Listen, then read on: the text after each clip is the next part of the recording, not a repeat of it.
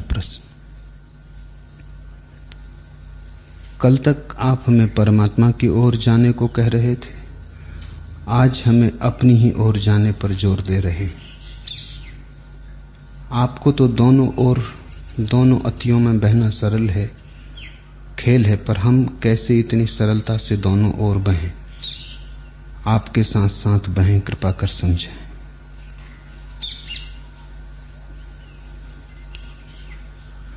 जीवन को अतियों में तोड़कर देखना ही गलत है। जीवन को दो में तोड़कर देखने में ही भ्रांति है। तुम अगर कभी एक को भी चुनते हो तो दो के खिलाफ चुनते हो। तुम्हारे एक में भी दो का भाव बना ही रहता है। तुम एक किनारे को चुनते हो तो दूसरे किनारे को छोड़ के चुनते हो। छोड़ने से दूसरा किनारा मिटता नहीं। तुम्हारे छोड़ने से दूसरे किनारे के मिटने का क्या संबंध है?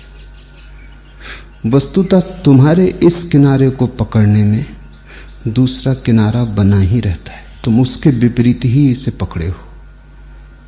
अगर दूसरा किनारा खो जाए तो यह किनारा भी कैसे बचेगा? जाते हैं दोनों साथ जाते, रहते हैं दोनों साथ रहते।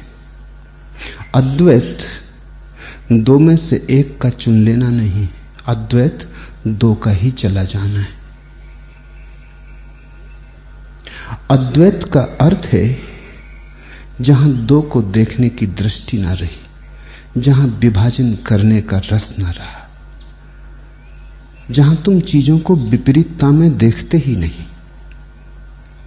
रात है और दिन है। किसने तुम्हें कहा अलग अलग है? कहां तुम विभाजन की रेखा खींचते हो? कहां बनाते हो सीमा? दिन कहां समाप्त होता है? किस घड़ी में, किस पल रात शुरू होती? दोनों एक है। प्रकाश और अंधकार एक ही ऊर्जा के दो नाम हैं, एक ही ऊर्जा के अभिव्यक्ति के दो ढंग हैं। परमात्मा और आत्मा भी एक ही बात को कहने की दो शैलियां हैं। भक्ति और ज्ञान भी, संकल्प और समर्पण भी। जहां जहां तुम्हें विरोध दिखाई पड़े वहां वहां चेत जाना, संभलना, कहीं कोई भूल हुई जाती। कहने के ढंग है। फिर तुम्हें जो रुच जाए, तुम्हें जो भला लग जाए, कहने की वही शैली चुन लेना। लेकिन कहने की शैली को सत्य की अभिव्यंजना मत मानना। तुम्हारी मौज, तुम भक्ति के रस में डुबाकर कहो अपने अनुभव को। तुम अपने अनुभव को भगवान कहो। तुम्हारी मौज, तुम अपने अनुभव को आत्मा कहो, भगवान का शब्द ना दो। लेकिन जिस तरफ इशारा हो रहा है वो एक ही है। गालिब का एक बहुत महत्वपूर्ण पद है, कतरा अपना भी हकीकत में है दरिया, लेकिन हमको तकलीद तुनक जरफिए मंसूर नहीं। सूफी फकीर मंसूर ने कहा, अनल हक, मैं ब्रह्म हूं, मैं परमात्मा हूं। गालिब ने खूब गहरा मजाक किया है। किसी ने मंसूर पर ऐसा मजाक नहीं किया। गालिब कहता है, कतरा अपनी भी हकीकत में है दरिया, लेकिन माना कि बूंद भी सागर है, ये मुझे भी पता है। हमको तकलीदे तुनक जरफिए मंसूर नहीं, लेकिन मंसूर का कहने का ढंग जरा ओछा है। ये कहने का ढंग हमें पसंद नहीं। मालूम तो हमें भी है कि मैं ब्रह्म हूं, लेकिन ये बात हमें कहनी जचती नहीं। मंसूर ने जरा जल्दबाजी कर दी।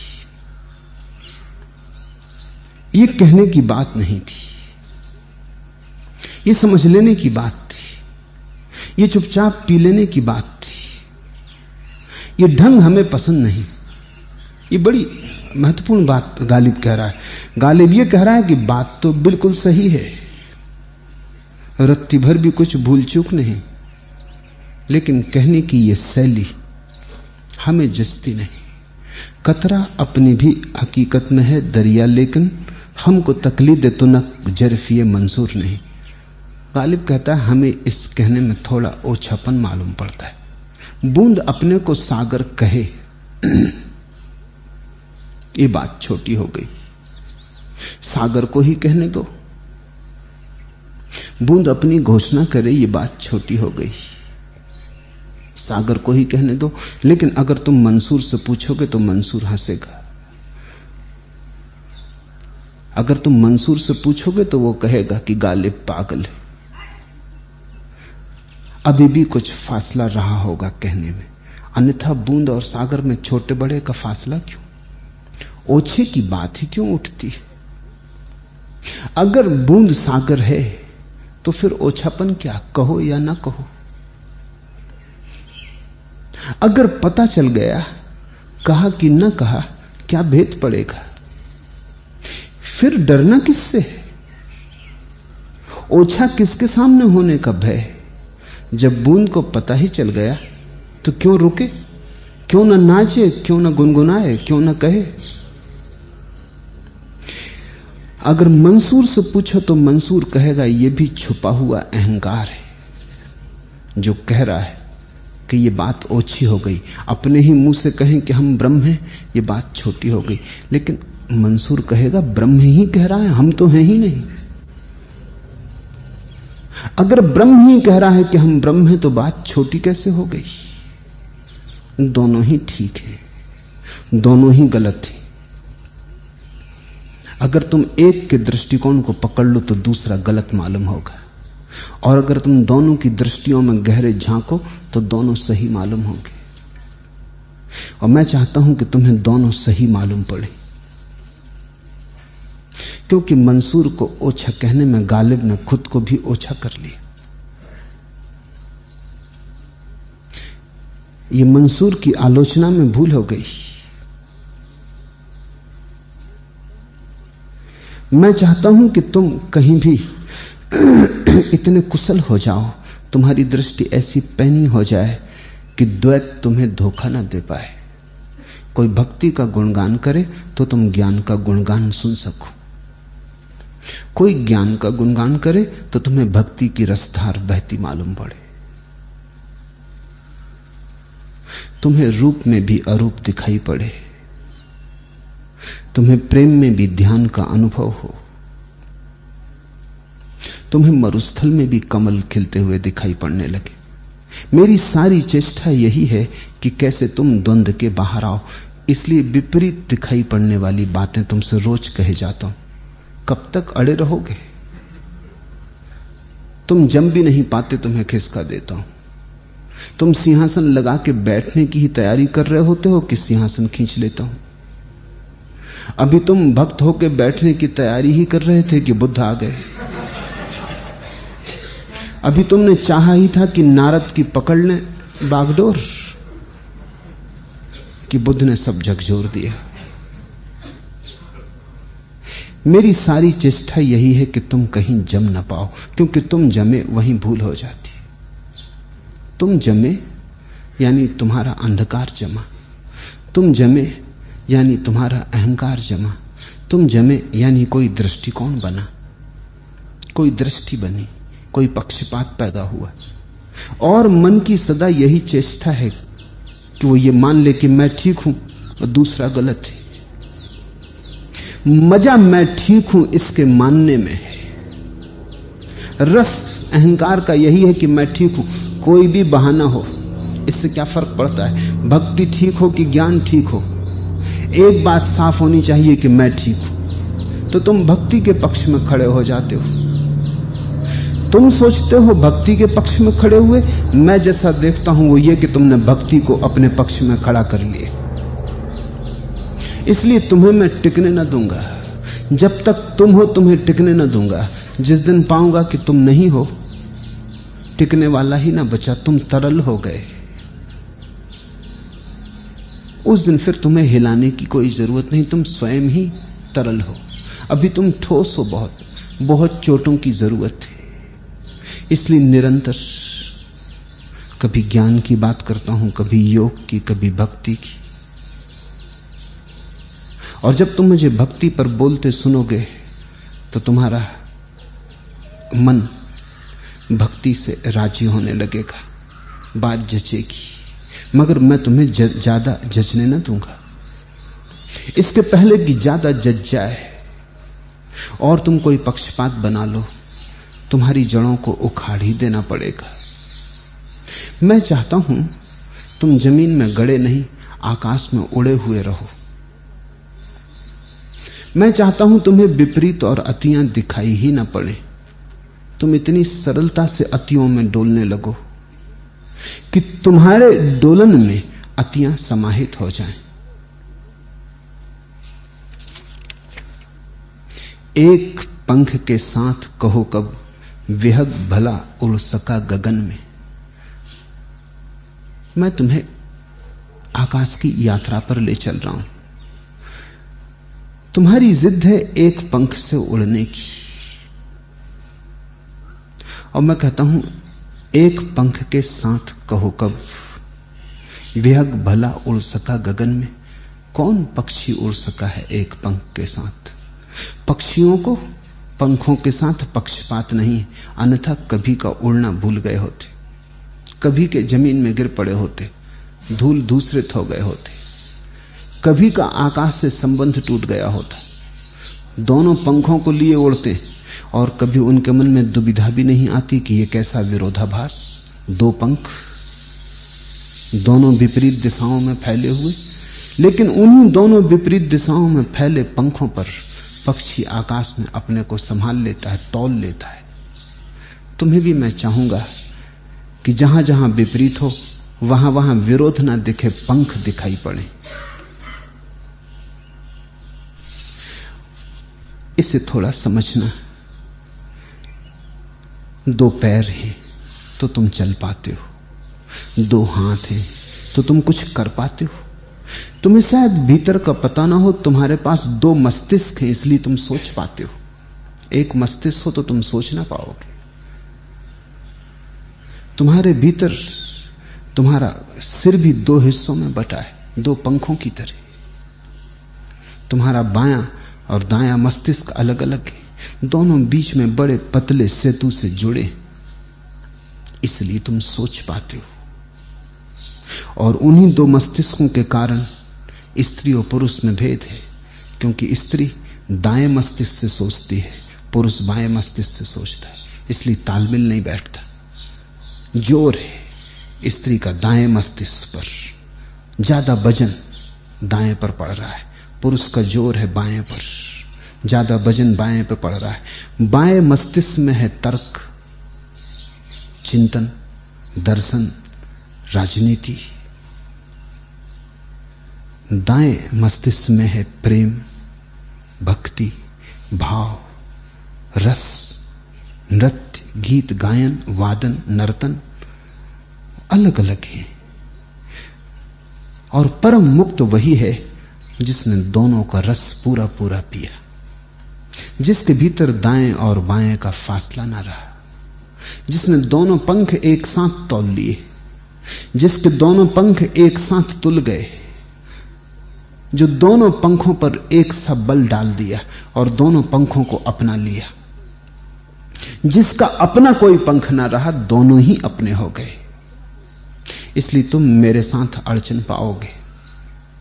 नारद के साथ सुविधा है, वो दायां मस्तिष्क से उनका जोर,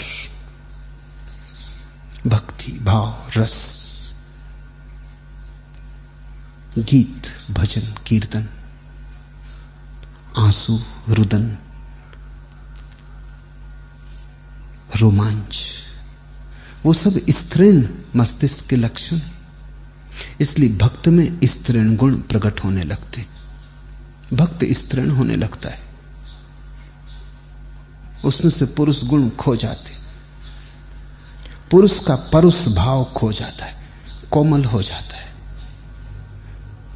छोटे बच्चों जैसा हो जाता है या स्त्रियों जैसा हो जाता है। उसके रंग ढंग में उठने बैठने में भी स्त्रीणता आ जाती, एक कौमल्य का प्रादुर्भाव होता है,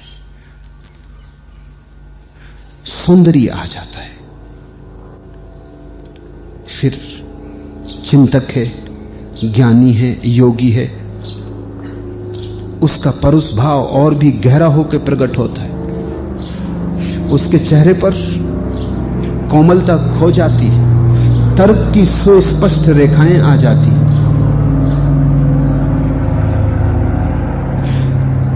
रोमांच की बात ही बेहूदी मालूम पड़ेगी चिंतक को। यह क्या बचकानी बात हुई, सोचने का रोमांच से क्या संबंध है? क्या रों के कंपित हो जाने से चिंतन करोगे? ये तो चिंतन में बाधा हो जाएगी। रोमांच करके कौन सोच पाया? आंसू बात ही बड़ी दूर की मालूम पड़ती है। चिंतन से आंसुओं का क्या लेना देना है? सोचना है तो आंखें सूखी और साफ चाहिए। गीली आंखें सोच ना पाएंगी, सोचना कमजोर हो जाएगा, भाव प्रविष्ट हो जाएगा, भाव डगमगा देगा। जो सोचना था, तर्कयुक्त होना था, वहां अगर भाव युक्त हो गए तो करुणा, प्रेम, दया और हजार चीजें प्रवेश कर जाएंगी। न्याय पूरा ना हो पाएगा। चिंतक कोमल नहीं हो पाता, कठोर हो जाता है। वैज्ञानिक के चेहरे पर तर्क सरणी लिख जाती। योगी पानी की तरह तरल नहीं हो जाता, पत्थर की तरह सुदृढ़ हो जाता है। डमाडोल करना उसे मुश्किल है। ज्ञानी एक गहरी उदासीनता, उपेक्षा से भर जाता है। कहां रोमांच? रोमांच का अर्थ है उपेक्षा बिल्कुल नहीं।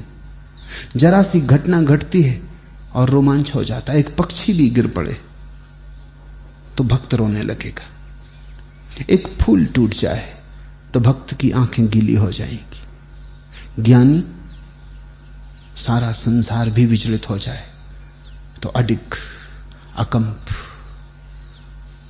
तटस्थ, शून्य बैठा रहेगा, जैसे कुछ भी ना हुआ।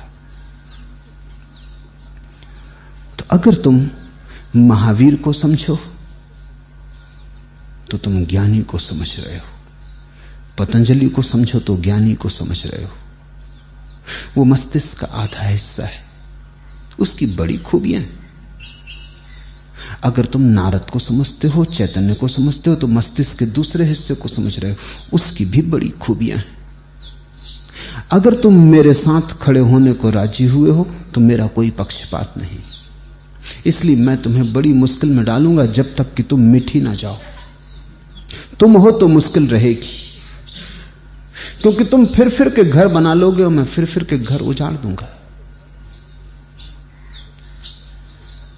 तुम मुझसे कई दफे नाराज भी हो जाओगे कि ये मामला क्या है। हम किसी तरह भरोसा ला पाते, हमें बात जचने के करीब होती। इधर हम बैठने को हो रहे थे कि चलो अब जगह मिल गई, कि फिर उखाड़ दिया। घर बनने दोगे या नहीं? ये आयोजन ही चलता रहेगा, घर बनने ही ना दिया जाएगा। नहीं, मैं घर बनने ना दूंगा। मैं तुमसे ये कह रहा हूं, सभी सराएं, रुको सब जगह, मगर रुकी मत जाना। ठहरो सब जगह, बस ठहरी मत जाना। तुम्हारी धारा सतत बहती रहे, दोनों किनारों को छूती, अतियों को जोड़ती, द्वंद्व के अतिक्रमण करती। तुम अद्वैत होते रहो तो न भक्ति न ज्ञान। द्वंद्व की भाषा ही भ्रांत है, लेकिन एक पर ही एक बारगी बोला जा सकता है। तब इतनी उलझन हो जाती है। अगर मैं दोनों पर एक साथ बोलूं तब तो तुम्हारे पल्ले भी कुछ ना पड़ेगा। इसलिए कभी भक्ति पर बोलता हूं, कभी ज्ञान पर बोलता हूं। तुम इससे यह मत सोचना कि मैं तुम्हें अतियों में उलझा रहा हूं। पूछा है, कल तक आप हमें परमात्मा की ओर जाने को कह रहे थे, आज अपनी ओर आने को कह रहे हैं। भाषा का ही भेद है। अपनी ओर जो गया वो परमात्मा की ओर पहुंच गया। और तुमने कभी सुना परमात्मा की ओर जो गया हो वो अपनी ओर न पहुंचा हो? परमात्मा की ओर अगर गए तो अपनी ही ओर पहुंचोगे। परमात्मा अपनी ही ओर आने का ढंग है। अपनी ओर अगर गए तो परमात्मा की ही तरफ पहुंचोगे। अपनी ओर आना भी परमात्मा की तरफ ही जाने का ढंग है, क्योंकि तुम परमात्मा हो। इस आत्यंतिक निचोड़ को गहरे से गहरा अपने भीतर समा जाने दो। तुम परमात्मा हो। अपनी ओर आओ तो परमात्मा पर पहुंचोगे, परमात्मा की ओर जाओ तो अपनी ओर पहुंच जाओगे। तुम्हारे होने में और परमात्मा के होने में रत्ती भर का भी भेद नहीं है। यह दर्पण का महल की इसमें सब प्रतिबिंब तुम्हारे। भ्रम के इस पर्दे में तुमने कितने रहस्य संवारे। तुम ही हो। किसी भी दर्पण में देखोगे अपनी ही छाया पाओगे।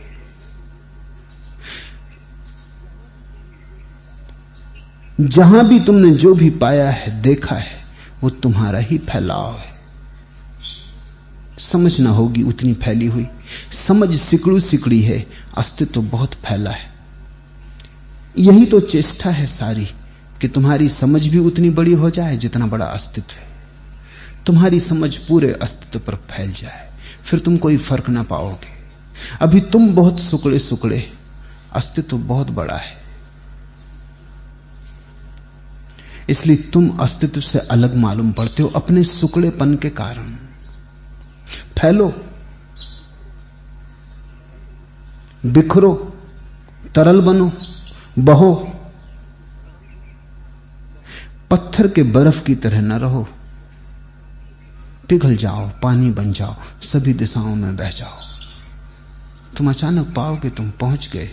धीरे धीरे तुमने उस अनंत को छू लिया। वो था ही तुम्हारा, तुम अपने ही हाथ से छोड़े बैठे थे। द्वार के आगे और द्वार, हर बार मिलेगा आलोक, झरेगी रसधार। खोले चलो द्वार के आगे और द्वार, खोले चलो द्वार के आगे और द्वार। हर बार मिलेगा आलोक, झरेगी रसधार। इसलिए द्वार पर द्वार खोले चलता हूं। कभी भक्ति के द्वार के बहाने, कभी ज्ञान के द्वार के बहाने, कभी योग, कभी तंत्र। वे सब उसी के द्वार हैं, क्योंकि ये सारा अस्तित्व उसी का मंदिर है। कहीं से पहुंचो उसी में पहुंच जाते हो। ज्ञान, भक्ति, योग, तंत्र को तो छोड़ दो। मैंने उन अतियों को भी एक करने की चेष्टा की है जिनको सोच के भी तुम्हारा मन घबरा जाता है, समाधि और संभोग तक को। उनसे भी तुम पहुंचोगे तो उसी में, क्योंकि और कहीं जाने का कोई उपाय नहीं। तुम कहीं जाके जा नहीं सकते। भरमा लो भला, समझा लो भला कि कहीं और पहुंच गए। पहुंचोगे तुम परमात्मा में ही। नाम तुम कुछ भी रखो, वही है। धन से भी तुमने उसी की खोज की है, पद से भी उसी की खोज की है। भ्रांत होगी खोज, भूल भरी होगी, पर तुमने चाहा उसे ही है। उसके सिवाय कभी कोई चाहा ही नहीं गया। वही प्रीतम है।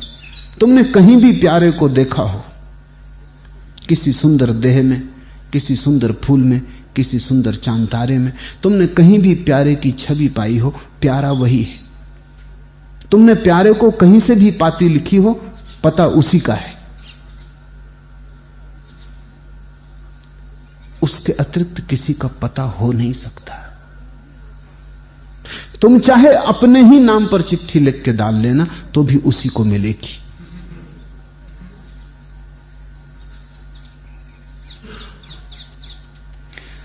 तुम्हारी कठिनाई भी मैं समझता हूं, क्योंकि तुम इन बातों को अति मान लेते हो। तुम शुरू से ही स्वीकार कर लेते हो इनमें कुछ विरोध है। भक्ति और ज्ञान में कुछ विरोध है, तंत्र योग में कुछ विरोध है, हिंदू मुसलमान में कुछ विरोध है, ईसाई यहूदी में कुछ विरोध है। तुम विरोध की मान्यता को लेकर ही चलते हो। तुमने कभी विरोध की मान्यता पर पुनर्विचार नहीं किया। तुमने सोचा ही नहीं कि विरोध हो कैसे सकता है। अस्तित्व अगर एक है तो विरोध दिखता हो, देखने की भूल होगी, हो नहीं सकता। अपनी देखने की भूल सुधार लेना। विरोध कहीं है नहीं। शरीर और आत्मा में भी विरोध नहीं है, पदार्थ और परमात्मा में भी विरोध नहीं है, संसार और निर्वाण में भी विरोध नहीं। और जिस दिन तुम्हें यह झलक दिखाई पड़ने लगेगी, उस दिन तुम जहां हो वहीं परम आनंद को उपलब्ध हो जाओगे। जब तक तुम्हें विरोध दिखेगा तब तक तुम बेचैनी में रहोगे, क्योंकि दुकान पर बैठोगे तो मंदिर की याद आएगी, क्योंकि मंदिर और दुकान में विरोध है। तुम्हारा मन तड़फेगा कि जीवन गंवा रहा हूं दुकान पर बैठा बैठा। ये क्षण तो थे पूजा के थाल संभाल लेने के, ये क्षण तो थे अर्चना के, प्रार्थना के, ये घड़ी तो ध्यान में लगाने की थी। मैं कहां धन में गंवा रहा हूं। तुम अपनी ही निंदा करोगे, तुम अपने को ही पापी अपराधी समझोगे, तुम अपने ही अपराध में सिकुड़ोगे। फिर अगर तुम मंदिर में जाओगे तो दुकान पीछा करेगी, लगेगा कि इतनी देर में तो कुछ कमाई हो जाती। पता नहीं किस मंदिर में बैठकर मैं क्या कर रहा हूं। ये मूर्ति सच भी है कि सिर्फ मान्यता है? ये जिन्होंने पूजा की भी है कि सिर्फ धोखा दिया है? ये धर्म कहीं अफीम का नशा तो नहीं? ये कहीं पुजारियों पंडितों का पाखंड जाल तो नहीं? हजार प्रश्न मंदिर में उठेंगे, हजार प्रश्न दुकान में उठेंगे, लेकिन ना तो तुम दुकान पर बैठ के मंदिर के प्रश्न हल कर पाओगे, ना मंदिर में बैठ के दुकान के प्रश्न हल कर पाओगे, क्योंकि प्रश्नों की जड़ तुम्हारे भीतर एक बुनियादी धारणा में, बुनियादी धारणा है कि तुमने विरोध स्वीकार कर लिया कि मंदिर अलग, दुकान अलग, संसार अलग, निर्वाण अलग। अलग वे नहीं, ऐसे जियो कि उनका अलगपन गिर जाए। इसी जीने को मैं सन्यास कहता हूं। इसलिए मेरे सन्यास को पुराना सन्यासी समझ भी नहीं सकता। उसकी तो कल्पना ही संसार के विरोध में सन्यास की थी। तो धारणा ही यही थी कि संसार को छोड़ देना सन्यास है, और मेरी धारणा यही है कि द्वैत को छोड़ देना सन्यास है, द्वंद्व को छोड़ देना सन्यास है, अतियों में अति न देखना सन्यास है। मंदिर में, मस्जिद में, बाजार में, पूजागृह में, पदार्थ में, परमात्मा में एक को ही देख लेना। माया और ब्रह्म में एक को ही देख लेना। मैं तुमसे जिस सन्यास की बात कर रहा हूं वो शंकराचार्य के सन्यास से भी ऊंचे अद्वैत तक जाता है, क्योंकि शंकराचार्य का सन्यास तो फिर भी माया में, ब्रह्म में विरोध मानता है। कहता माया छोड़ो तो ब्रह्म मिलेगा। जिस माया को छोड़ने से ब्रह्म मिलता हो वो ब्रह्म कुछ बहुत कीमती नहीं हो सकता, माया से ज्यादा कीमती नहीं हो सकता। कीमत ही माया चुकाई है, उससे ज्यादा कीमती हो भी कैसे सकता है? माया चुका के ही पाया है तो माया के ही मूल्य का होगा। शंकर को भी अड़चन है, माया को कहां रखें? है तो नहीं, फिर भी है, इसे समझाएं कैसे? इतनी साहस नहीं जुटा सके कि कह सके ये परमात्मा की अभिव्यक्ति है, क्योंकि तब डर लगा अगर परमात्मा की अभिव्यक्ति है तो फिर दुकानों से उठा के लोगों को मंदिरों में कैसे पहुंचाओगे? वो कहेंगे ये परमात्मा प्रकट हो रहा दुकान में। फिर लोगों को पत्नियों से छुड़ाकर ब्रह्मचर्य में कैसे लगाओगे? क्योंकि वो कहेंगे अगर परमात्मा की अभिव्यक्ति है माया तो पत्नी भी उसी की, बच्चे भी उसी के, परिवार भी उसी का। अगर परमात्मा भी बिना माया के नहीं तो हम कैसे बिना माया के हो सकते? तो शंकर को अड़चन हो गई। वो तर्कनिष्ठ आदमी है, आधा मस्तिष्क विचार तर्क गणित वाला मस्तिष्क है, बड़ा कुशल तार्किक मस्तिष्क है, इसलिए बड़ी अड़चन है। आधे मस्तिष्क को क्या करोगे? तो तर्क विचार गणित से जो ठीक बैठता है वो ब्रह्म, जो गणित तर्क से ठीक नहीं बैठता वो माया। इसलिए तुम चकित होगे, भक्त जिसको भगवान कहते हैं शंकर ने उनको भी माया के अंतर्गत रखा है। भक्तों का भगवान तो माया है। रो रहे हो, भजन कीर्तन कर रहे हो, ये तो तुम्हारे ही राग का फैलाव है। शंकर का ब्रह्म भक्त के भगवान के ऊपर है, पार, जहां भगवान भी छूट गया। ये शंकर का ब्रह्म पुरुष के मस्तिष्क की ईजाद है। ये नारद का भगवान स्त्री मस्तिष्क की ईजाद है। मैं तुमसे एक बड़ी अनहोनी अनघट घटना की अपेक्षा कर रहा हूं कि तुम स्त्री पुरुष से मुक्त हो जाओ, या तुम दोनों एक साथ हो जाओ। दोनों बातें एक ही हैं। तुम इस तरह से देखो कि प्रेम और ध्यान में फासला ना मालूम हो। प्रेम पगा हो तुम्हारा ध्यान, तुम्हारा प्रेम ध्यान से ही आविर्भूत हो। तुम्हारा विचार भी तुम्हारे भाव के आंसुओं से भरा हो। तुम्हारे हृदय और मस्तिष्क की दूरी कम होती जाए, कम होती जाए, और एक ऐसी घड़ी आ जाए कि उन दोनों का एक ही केंद्र हो जाए। उसी घण अखंड, उसी क्षण अद्वैत का आविर्भाव होता है। इसलिए मेरा सन्यास सेतु है। संसार को तोड़ना नहीं, मोक्ष को चुनना नहीं। जहां जहां विरोध हो वहां वहां एक को खोजना। जहां जहां दिखाई पड़े कि कुछ विरोध है वहां वहां अपनी भूल मानना और अपनी भूल के ऊपर उठने की चेष्टा करना, ताकि एक के दर्शन हो सके।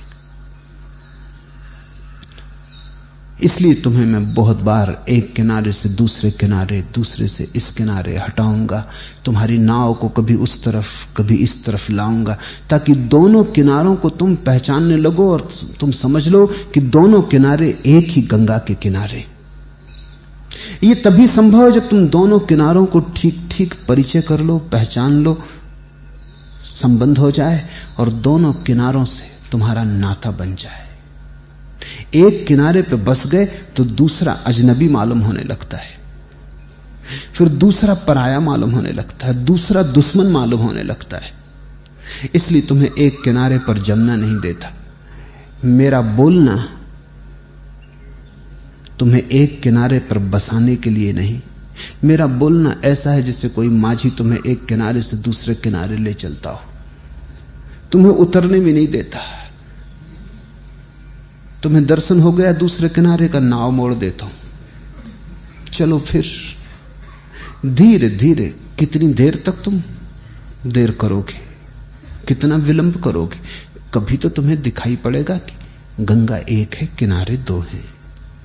दोनों किनारे जरूरी हैं। गंगा बह ना सकेगी एक किनारे के सहारे। दोनों किनारे जरूरी हैं और दोनों किनारे गंगा के नीचे मिले, एक ही भूमि के हिस्से। दोनों ने गंगा को संभाला है। एक पंख के साथ कहो कब बेहद उड़ सका भला गगन में।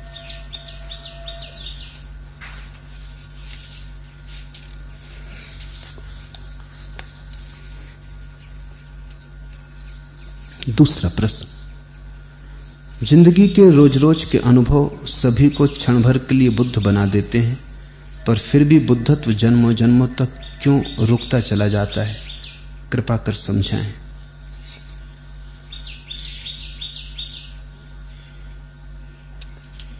क्षण का अनुभव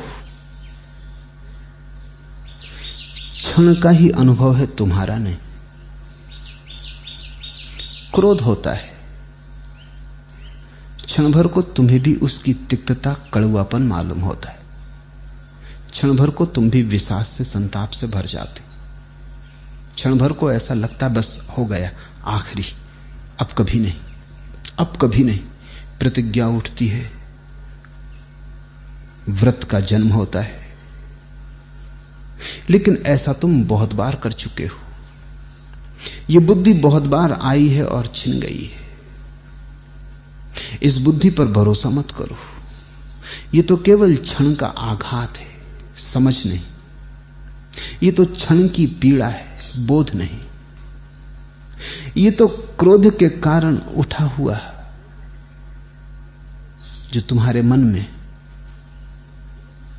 पीड़ा, पश्चाताप का धुआं है, उसके कारण तुम कह रहे हो। क्रोध को जान के तुमने नहीं कहा है, क्रोध को पहचान के नहीं कहा है। यह क्रोध अभी भी उतना ही अपरिचित है जितना पहले था। आ गया है, तुमने दुख भोग लिया, कांटा चुभ गया। कांटा चुभ जाने से तुमने कांटे को पहचान लिया, ऐसा नहीं है। कांटा चुभ गया, तुम तय करते हो कि अब कभी कांटे से ना चुभेंगे, लेकिन तुम्हें याद है कांटे से तुम पहले भी तय कर चुके थे न चुभने की बात। कांटे को तो खोजता कोई भी नहीं। लोग फूलों को खोजते हैं और कांटा चुभता है। क्या अब तुम फूल न खोजोगे? तुम कहते हो अब हम क्रोध ना करेंगे, लेकिन क्या अब तुम सम्मान न चाहोगे? तुम कहते हो अब कसम खा ली कि अब क्रोध कभी भी ना करेंगे, लेकिन क्या तुमने अहंकार को आज उतार के रख दिया? क्या इस क्षण ने तुम्हें ऐसा बोध दिया कि तुम्हारा अहंकार जल गया? अगर अहंकार रहेगा तो क्रोध होगा ही। अहंकार रहेगा तो क्रोध से कैसे बचोगे? अहंकार रहेगा तो उसके घाव में पीड़ा होगी ही। जरा कोई छू देगा, हवा का झोंका आ जाएगा, किसी से घर्षण हो जाएगा, मवाद निकल आएगी। घाव तुम्हारे भीतर है। तो ऐसे तो बहुत क्षण तुम्हारे जीवन में आएंगे, काम वासना के बाद तुम्हें लगेगा कि बस ब्रह्मचर्य ही जीवन है। किसको नहीं लगता? कामी से कामी आदमी को भी ब्रह्मचर्य का सुख अनुभव होता है। कामी से कामी आदमी भी तय करता है कि बस अब बहुत हो गया, अब जागने का समय आ गया, सुबह हो गई। क्रोधी से क्रोधी आदमी भी निर्णय लेता है कि बस अब जाके कसम ले लेना है मंदिर में। बहुत बार ले भी लेता है। कस्में आती हैं, चली जाती हैं, कोई रेखा भी नहीं छूटती। इसे तुम बुद्धत्व मत समझ लेना कि क्षण भर को बुद्ध हो गए, क्योंकि क्षण भर को जो बुद्ध हो गया वो सदा को बुद्ध हो गया। बुद्धत्व का शाश्वत से कोई संबंध थोड़ी है, क्षण ही शाश्वत है। एक क्षण को भी जो जाग गया फिर सो ना सकेगा। ये जागरण नहीं है, जागरण का धोखा है। इसी धोखे के कारण तुम अपनी नींद को और सुगम बनाए चले जाते हो। इसे जागरण तो समझना ही मत, ये नींद की दवा भला हो, इसे समझने की कोशिश करो। क्रोध हुआ, क्रोध होते से तुम्हारे भीतर क्या घटना घटती उसे थोड़ा विश्लेषण करो। तुम सदा से मानते थे कि तुम क्रोधी व्यक्ति नहीं हो, तुम बड़े सज्जन सरल चित्त। कभी क्रोध भी करते हो तो दूसरों के हित में। अगर क्रोध करना भी पड़ता है तो इसीलिए कि लोगों को सुधारना है। ऐसे तुम क्रोधी नहीं हो, प्रसंग वसात आवश्यक मान के औषधि की तरह लोगों को तुम क्रोध देते हो। बाकी क्रोधी तुम हो नहीं, क्रोधी तुम्हारा स्वभाव नहीं है, परिस्थिति बस मजबूरी होती है। चाहते नहीं करना तो भी करते हो, क्योंकि ना करोगे तो संसार चलेगा कैसे। बच्चा कुछ गलती कर आया है तो नाराज होना पड़ता है। नौकर ने कुछ भूल की है, नाराज ना होगे सब काम धाम रुक जाएगा। संसार चलाने के लिए क्रोध करते हो। क्रोधी तुम नहीं हो, ये तुम्हारी मान्यता है, ये तुम्हारी अपनी प्रतिमा है। फिर तुम अपने को क्रोध करते पकड़ते हो रंगे हाथ। आग बबूला हो गए थे, भीतर आग जल गई थी, उसमें तुमने कुछ उल्टा सीधा कर दिया, सामान तोड़ दिया कि किसी को जरूरत से ज्यादा चोट पहुंचा दी, अनुपात से ज्यादा चोट पहुंचा दी जितना कि कसूर न था। तुम्हारी प्रतिमा खंडित होती, तुम्हारा अहंकार तड़फता है। अब तो तुम दुनिया से यह न कह सकोगे कि तुम क्रोधी नहीं हो। अब तो तुमने खुद ही अपने को पकड़ लिया, किस मुंह से कहोगे, किस मुंह से दिखाओगे। अब तुम पछताते हो। यह पछतावा प्रतिमा को फिर से रंग रोगन करने की तरकीब है। पछता के तुम कहते हो देखो क्रोध हो गया तो भी मैं आदमी बुरा नहीं, पछताता हूं। क्षमा मांगते हो कि क्षमा कर दो। इस तरह तुम ये कह रहे हो कि मेरा सिंहासन से जो गिर गया अहंकार, उसे पुनः प्रतिष्ठित हो जाने दो। क्षमा मांग के, पछता के, दुखी होके, मंदिर में जाके पूजा प्रार्थना करके, उपवास करके तुम फिर विराजमान हो जाते हो। तुम फिर कहते हो मैं भला आदमी हो गया, धार्मिक, साधु। अब तुम फिर तैयार हो गए वहीं जहां तुम पहले थे क्रोध के। अब तुम फिर क्रोध करोगे। अब तुम उसी जगह आ गए जहां से क्रोध पैदा हुआ था। तुम्हारा पश्चाताप तुम्हारे क्रोध को बचाने की तरकीब है। तुम्हारा दुख, तुम्हारी क्षमा याचना वास्तविक नहीं, तुम्हारे अहंकार का आभूषण। इसलिए तो काम नहीं पड़ता, 1000 बार करते हो और व्यर्थ हो जाता है। नहीं, इसको तुम बुद्धत्व का क्षण मत समझ लेना। बुद्धत्व के क्षण का अर्थ है जो भी घड़ी घटी हो उसको उसकी सर्वांगीणता में देखना। क्रोध को देखना क्यों उठा, दूसरे पर जिम्मेवारी मत देना, क्योंकि क्रोध से दूसरे का कोई भी संबंध नहीं। दूसरा निमित्त हो सकता है, कारण नहीं। खूंटी हो सकता है, कोट नहीं।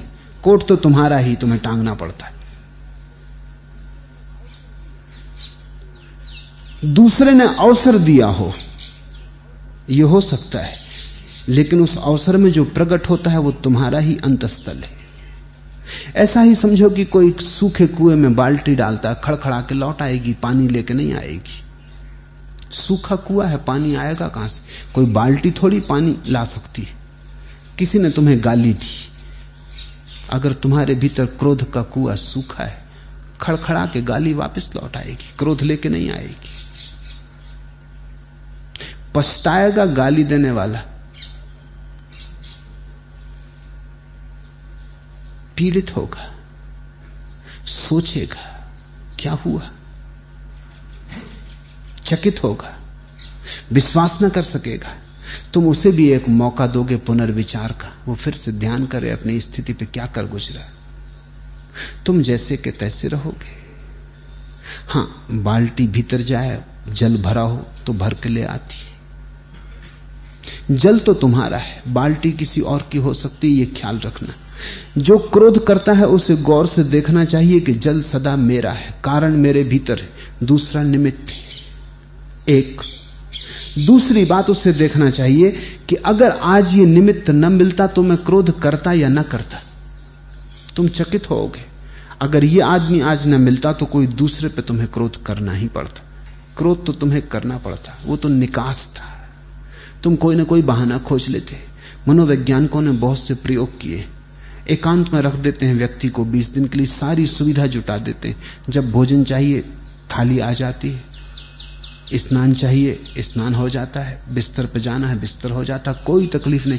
लेकिन 20 दिन में खोपड़ी से तार जुड़े रहते हैं जो खबरें देते रहते हैं कि कब आदमी क्रोधित हो रहा है, कब नहीं हो रहा है। वो क्रोधित होता है फिर भी, अब तो कोई कारण नहीं है, न कोई बिगाड़ कर रहा है, न किसी का पता है उसे, लेकिन फिर भी क्रोध की घड़ी आती, उत्तप्त हो जाता है, भीतर आग जलने लगती है, बेतहासा क्रोध होने की आकांक्षा पैदा होती। ऐसा समझो काम वासना तुम में है, उसी तरह क्रोध की वासना भी तुम में है, लोभ की वासना भी तुम में है। जो व्यक्ति गौर से चिंतन करेगा, ध्यान करेगा, वो पाएगा कि सब भीतर है, बाहर तो बहाने। इसलिए बहानों पर जिम्मेदारी मत डालो, अपने ही भीतर चलो, विश्लेषण करो, गहरे उतरो। और जब क्रोध हो तभी उतरो। क्रोध जा चुका फिर उतरने का कोई सार नहीं। आग बुझ गई, फिर राख को टटोलने से कुछ भी ना होगा। अक्सर हम राख को टटोलते हैं, क्रोध तो जा चुका, फिर बैठे पछता रहे हैं, राख को रखे बैठे। जब क्रोध जलता हो, भभकता हो, तब द्वार दरवाजे बंद कर लो, यह अवसर मत छोड़ो। ये ध्यान का बड़ा बहुमूल्य क्षण है। इस क्रोध को ठीक से देखो, इसे पूरा उभारो। तकिए रख लो चारों तरफ, मारो, पीटो, चीखो, चिल्लाओ, सब तरह से अपने को उद्विग्न कर लो। जितनी विक्षिप्तता तुम में भरी हो बाहर ले आओ, ताकि पूरा पूरा दर्शन हो सके। आईना सामने रख लो, उसमें अपने चेहरे को भी बीच बीच में देखते जाओ, क्या हो रहा है। आंखें कैसी लाल हो गई हैं, चेहरा कैसा बीभत्स हो गया है, तुम कैसे क्रोधित हो गए हो। राक्षसों की तुमने कल्पना सुनी थी, कहानी पढ़ी थी, वो सामने खड़ा है।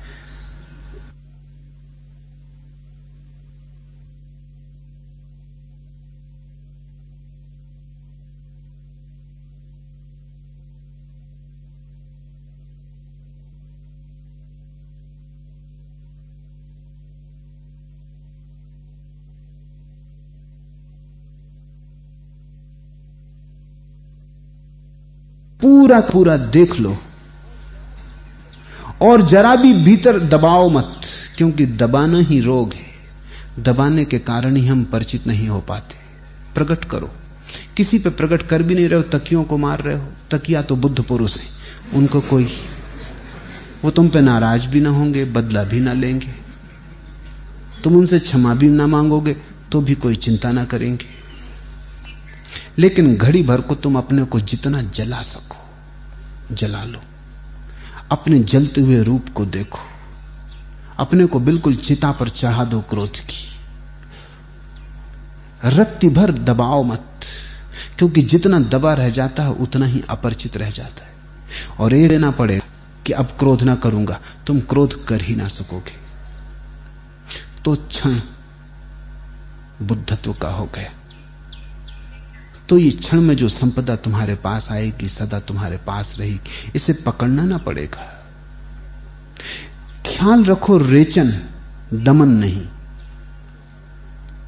प्रकट करो, किसी पर प्रकट करने की जरूरत नहीं, क्योंकि उससे तो जाल बढ़ता है, श्रृंखला बनती है। पत्नी पर प्रकट किया, पति पर प्रकट किया, बेटे पर प्रकट किया, उससे कोई हल नहीं होता, क्योंकि दूसरा जवाब देगा। आज नहीं देगा, कल देगा, परसों देगा। बच्चा अभी छोटा है, तुम जब बूढ़े हो जाओगे तब देगा, लेकिन श्रृंखला जारी रहेगी। क्रोध को इतनी प्रगाढ़ता से देख लो कि उसका कोई कोना कातर भी तुम्हारे भीतर दबा न रह जाए। तुम चकित हो जाओगे, उसे देखते देखते ही क्रोध विलीन हो जाएगा और एक गहन शांति भीतर उतर आएगी, जैसे तूफान के बाद सब शांत हो जाता है। उस शांति के क्षण को, उसके स्वाद को बुद्धत्व कहो। वो धीरे धीरे बढ़ता जाएगा। ऐसा तुम प्रत्येक घटना के साथ करो, क्रोध के साथ, लोभ के साथ, काम के साथ। जीवन में जिन जिन को तुमने अपना बंधन पाया है, जहां जहां कारागृह अनुभव किया है, वहां वहां प्रयोग करो। बहुत ज्यादा कारागृह नहीं, बड़े थोड़े हैं, उंगलियों पर गिने जा सकते। बंधन ठीक से पहचान लो, उसी पर तुम ठीक से प्रयोग करते जाओ, देर ना लगेगी। जल्दी ही बिना पछताए तुम पार हो जाओगे। लेकिन पार होने का रास्ता इन रोगों का पूर्ण अनुभव है। पूर्ण अनुभव में तुम जागते हो, संबोधि घटित होती, सम्यक ज्ञान होता है। तो ये मत कहो कि तुम्हारे जो छोटे छोटे रोज अनुभव होते हैं और उनमें तुम जो सोए सोए से कुछ निर्णय ले लेते हो कि ठीक है अब लोभ ना करेंगे, क्या सार है। इस तरह की सस्ती बातों से कुछ होगा ना। लबालब जाम फिर साकी ने वापस ले लिया मुझसे, या मुझसे न जाने क्या कहा मैंने, न जाने क्या हुआ मुझसे। होश में रहोगे तो ही ये प्याली पी सकोगे। ये ज्ञान की, बुद्धत्व की, अमृत की प्याली बहुत बार आती तुम्हारे सामने, ये सच है, लेकिन हर बार हट जाती। पास आ भी नहीं पाती, बस झलक मिलती है और हट जाती। अब झलकों से ही राजी मत रहो, अब झलक को यथार्थ बनाओ। धीरे धीरे प्रयोग करो। बुद्धत्व का अर्थ है परिस्थिति से नहीं पैदा होता, मनस्थिति से पैदा होता है। परिस्थिति काटने का वक्त आता है तब तुम रोते बैठे रहते हो। अब जब अवसर आए चूकना मत, बुरे से बुरा अवसर भी परमात्मा को पाने का ही अवसर है। अशुभ से अशुभ घड़ी भी उसी की तरफ जाने की सीढ़ी है। अंधकार से अंधकार क्षण भी प्रकाश की ही खोज पर एक पड़ाव है।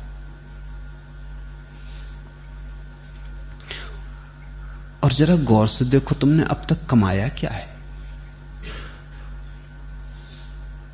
गमाया हो भला, कमाया तो कुछ भी नहीं दिखाई पड़ता।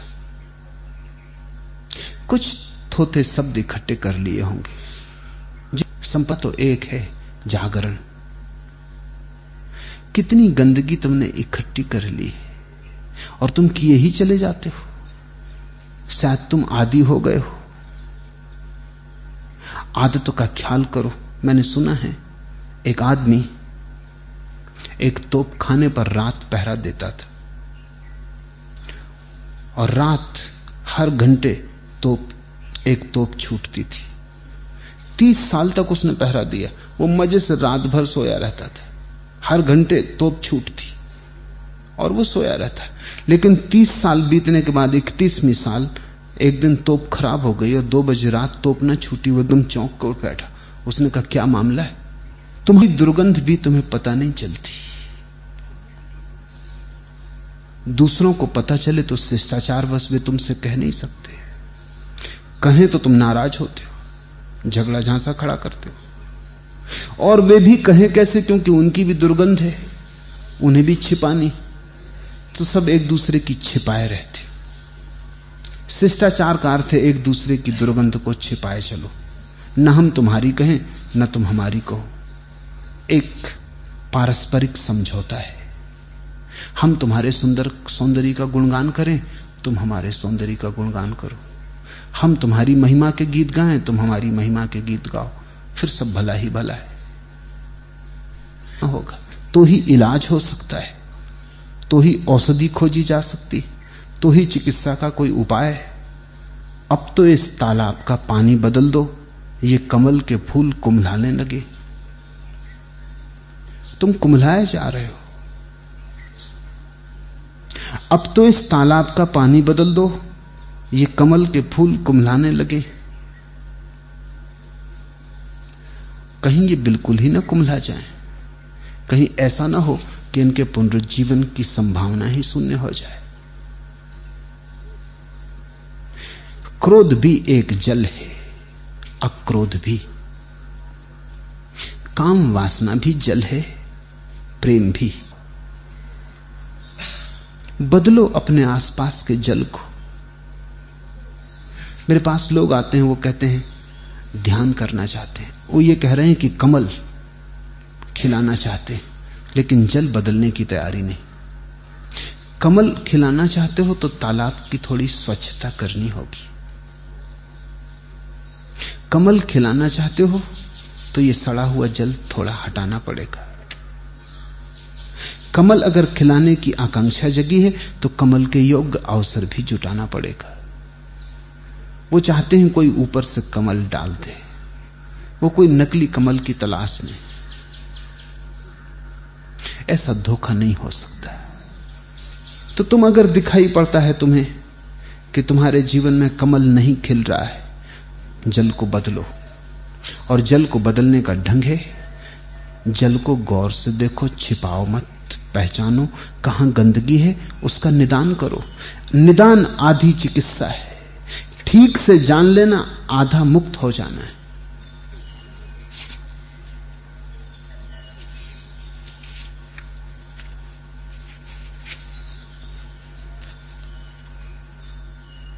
तीसरा प्रश्न, कई दिनों से मुझे यही लग रहा है कि मेरा जीवन एक दुर्घटना है। कुछ भी करने में अपने को असमर्थ पाती हूं। इस कारण बहुत पीड़ा। मेरा प्रयोजन कुछ और होता है, तुम कुछ और अर्थ ले लेते हो। मैं कहता हूं फूल चाहिए ताकि तुम फूलों की खोज पर निकलो और तुम्हारे जीवन में सुवास की वर्षा हो। लेकिन तुम फूलों की खोज पर तो नहीं निकलते, कांटों की पीड़ा से भर जाते हो। मैं तुमसे कहता हूं कमल खिलना चाहिए, इसलिए जल को, सरोवर को साफ करो, स्वच्छ करो। तुम कमल की तो फिक्र छोड़ देते हो। तुम इस कि जीवन एक दुर्घटना नहीं होनी चाहिए, जीवन में एक दिशा हो, जीवन में एक तारतम्य हो, जीवन में एक श्रृंखला हो। तुम ऐसे ही हवा के थपेड़ों पर यहां वहां ना चलते रहो कि कुछ हो गया, हो गया, नहीं हुआ, नहीं हुआ। भीड़ के धक्के तुम्हें कहीं ना ले जाएं। तुमसे कोई पूछे तो तुम कह सको कि तुम जा रहे हो। कभी तुमने भीड़ में देखा, बड़ी भीड़ जा रही हो तो तुम चलने लगते हो। फिर ऐसी हालत हो जाती कि रुकना मुश्किल हो जाता है, क्योंकि भीड़ इतनी तेजी से चल रही, तुमको भी चलना पड़ता, नहीं तो गिर पड़ोगे। कुंभ के मेले में अनेक लोग मरोगे, दब जाओगे। भीड़ के साथ ही जाना पड़ता है। दुर्घटना से मेरा अर्थ है कि तुम्हारा जीवन ऐसा ना हो कि तुमसे कोई पूछे कहां जा रहे हो और तुम उत्तर ना दे पाओ। तुम्हारा जीवन ऐसा ना हो कि कोई तुमसे पूछे तुम कौन हो और तुम निरुत्तर खड़े रह जाओ। कोई तुमसे पूछे कि क्या तुम्हारी नियति है, क्या पाना चाहा था, कौन से फूल खिलाने चाहे थे, कौन से तारे जलाना चाहे थे, और तुम कुछ भी जवाब ना दे सको। तुम्हारी आंखें सूनी पथरीली रह जाएं। दुर्घटना का अर्थ यह है कि अपने भीतर जाओ, क्योंकि भीतर कोई है तुम्हारे जहां सब उत्तर है, जहां तुम्हारी नियति छिपी, जहां बीज है जो कमल बनेगा, जहां संभावना है जो सत्य बनेगी। भीतर चलो। दुर्घटना का अर्थ तुम बाहर ही बाहर देखकर अब तक जिए हो, दूसरों को देखकर जिए हो, इसलिए भटक गए हो। अब अपने को देखकर जियो। मैं ये नहीं कह रहा हूं कि तुम्हें कुछ करने में समर्थ होना चाहिए। प्रश्न पूछा है, कई दिनों से मुझे यही लग रहा है कि मेरा जीवन एक दुर्घटना है। कुछ भी करने में अपने को असमर्थ पाती हूं। करने का कोई सवाल नहीं। क्या करना है? मात्र दुर्घटना में ले जाएगा। होने पर ठीक से समझ लो। तुमने एक चित्र बनाया, दूसरे देखते हैं। तुमने एक भवन बनाया, दूसरे देख सकते हैं। तुमने धन कमाया, पद कमाया, दूसरे देख सकते हैं। लेकिन तुमने शांति पाई, कौन देखेगा? अशांत आंखें पहचान ही ना सकेंगी। तुम्हारे भीतर एक भाव का फूल खिला, कौन देखेगा? भाव का फूल देखने के लिए भक्त चाहिए। तुम्हारे भीतर ज्ञान की सुरभि उठी, कौन देखेगा? ज्ञानी पहचान पाएंगे। तुम्हारे भीतर चैन की बांसुरी बजी, कौन सुनेगा? सुनने के लिए बड़े ही करेंगे। दुकानें, सब दुकानें हैं, कपड़े की हों, तेल की हों, सोने चांदी की हों, सब कचरा है। बाहर जो है उसका कोई आत्यंतिक मूल्य नहीं। तुम भीतर उतरो। तुम भीतर का मार्ग पकड़ो। बाहर के उलझाव से थोड़ा समय निकालकर भीतर डूबो। और मैं तुमसे कहता हूं, तुम्हारे पास जितनी साधारण जिंदगी हो उतनी ही सुविधा है भीतर जाने की। तुम उसका लाभ उठा लेना। ज्यादा धन हो, भीतर जाना मुश्किल। ज्यादा पद हो, भीतर जाना मुश्किल। हजार उपद्रव हैं, जाल जंजाल है। बाहर कुछ ज्यादा उपद्रव ना हो, थोड़ा बहुत काम। अब स्त्रियां हैं सारी दुनिया में, यह प्रश्न स्त्री का है। सारी दुनिया में स्त्रियां कोशिश कर रही हैं कि पुरुषों के साथ दौड़ में कैसे उतर जाएं, क्योंकि पुरुष अधिकारी हैं, पदों पर हैं, धन कमा रहे हैं, प्रतिष्ठा है, ये है वो है। स्त्रियों को भी दौड़ पड़ी है। उस दौड़ में वे और भी दुर्घटनाग्रस्त हो जाएंगी। उनको एक मौका था, घर की एक छाया थी, चुप्पी के साधन थे। बच्चे स्कूल जा चुके, पति दुकान जा चुका, संसार समाप्त हुआ। थोड़ी देर अपने में डूबने का उपाय था, उसको खोने को स्त्रियां बड़ी आतुर। उनको भी दफ्तर जाना है, उनको भी कसम का मुलाकात हुई। 500 सन्यासी हैं इस आश्रम में, तू उनका चावल कूटने का काम कर। अब दोबारा यहां मत आना, जरूरत जब होगी मैं आ जाऊंगा। कहते हैं 12 साल बीत गए। वो सन्यासी चौके के पीछे अंधेरे ग्रह में चावल कूटता रहा। 500 सन्यासी थे।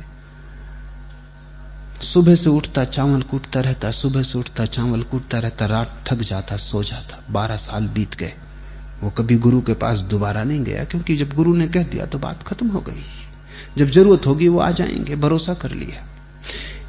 कुछ दिनों तक तो पुराने ख्याल चलते रहे, लेकिन अब चावल ही कूटना हो दिन रात तो पुराने ख्यालों को चलाने से फायदा भी। शास्त्र तो बहुतों ने पढ़े थे, फिर जो सबसे बड़ा पंडित था वही रात लिख गया आके।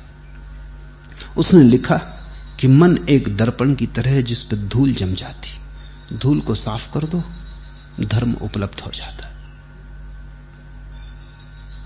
धूल को साफ कर दो, सत्य अनुभव में आ जाता। सुबह गुरु उठा, उसने कहा ये किस नासमझ ने मेरी दीवार खराब की, उसे पकड़ो।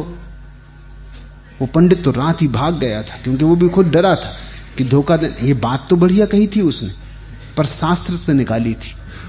ये कुछ अपनी न थी, ये कोई अपना अनुभव न था, अस्तित्वगत न था, प्राणों में इसकी कोई गूंज न थी। अधिकारी होना पड़े तो मैंने कान पकड़े, मुझे लिखवाना भी नहीं। पर उनका बोल हम लिख देते हैं जाके। उसने लिखवाया कि लिख दो जाके।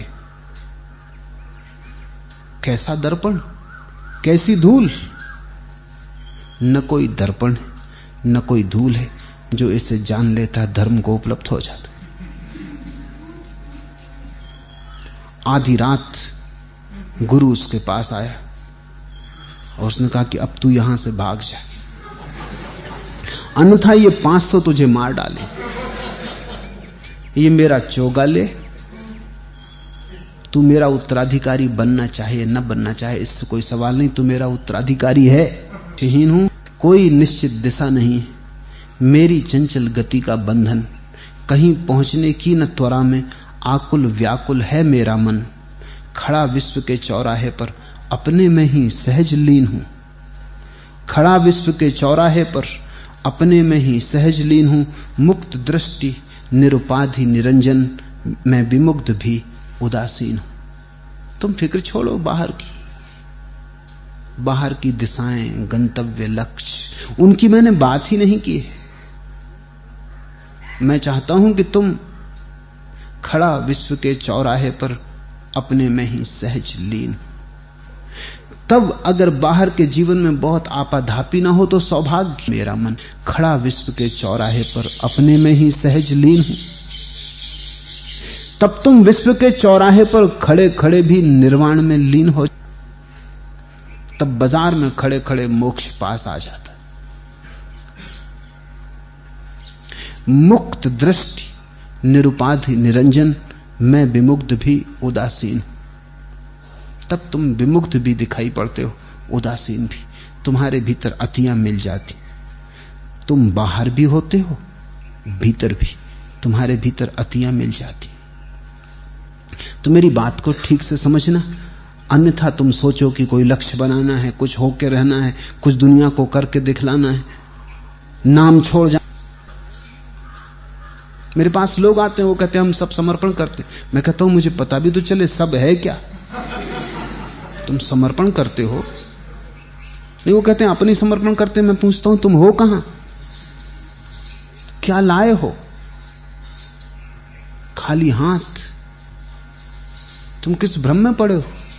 समर्पण के पहले कुछ होना तो चाहिए, और अगर कुछ भी नहीं है तो समर्पण कौन करेगा? यह समर्पण तो फिर नपुंसक आवाज है,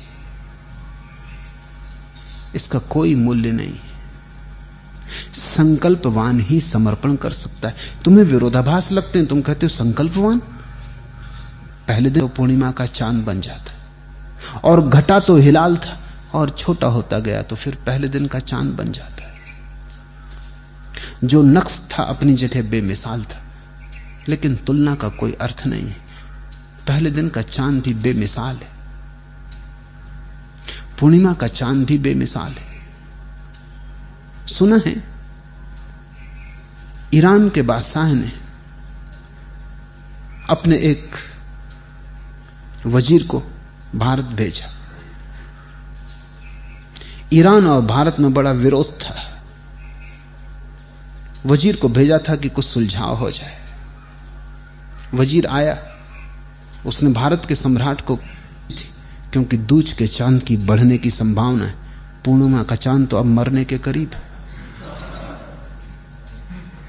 दूज का चांद बढ़ेगा, बड़ा होगा, फैलेगा, पूर्णिमा का चांद तो अब सिकुड़ेगा, ढलेगा। मैंने तुम्हारे सम्मान में ही बात कही। कौन बड़ा है, दूज का चांद, पूर्णिमा का चांद? बात ही गलत है, ये सवाल ही गलत है बड़े छोटे का, क्योंकि पूर्णिमा का चांद और दूज का चांद दो चांद नहीं है, तुलना व्यर्थ है। दूज का चांद ही पूर्णिमा का चांद